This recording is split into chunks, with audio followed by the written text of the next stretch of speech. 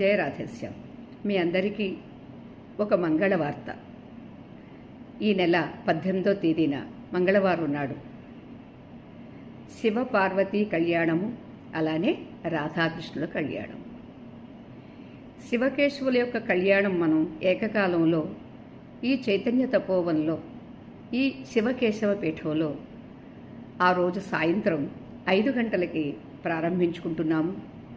ఒక సహస్రాధిక సంఖ్యలో దంపతులందరూ వస్తున్నారు. మరి మీరు కూడా రండి.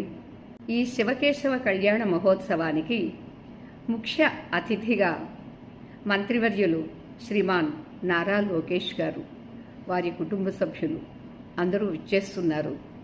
మీరు కూడా రండి తప్పనిసరిగా.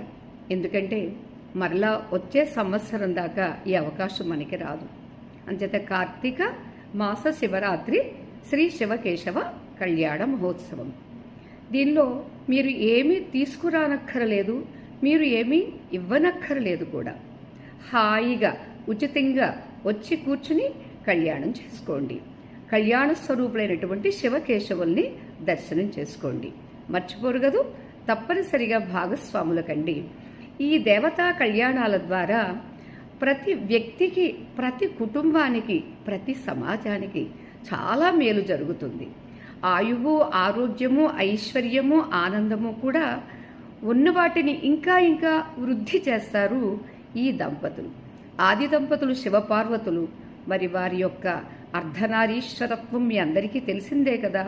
ఇక శ్రీ రాధాకృష్ణులు ప్రేమైక తత్వము, ఒకరిని విడిచి ఒకరు ఉండలేనటువంటి ఆ అన్యోన్యత, ఆ అభిమానము, ఆ అనురాగము, ఆత్మీయత మీ అందరి కుటుంబాలలో అది వర్ధిల్లాలి. ఆనాడే మన రాష్ట్రము, మన దేశము, యావత్ సమాజము, విశ్వము సుభిక్షంగా ఉంటుంది, సుఖ సంపదలతో విరాజిల్లుతుంది. తప్పనిసరిగా రండి, ఈ కార్యక్రమంలో పాల్గొనండి. జయ రాధేశ్యాం.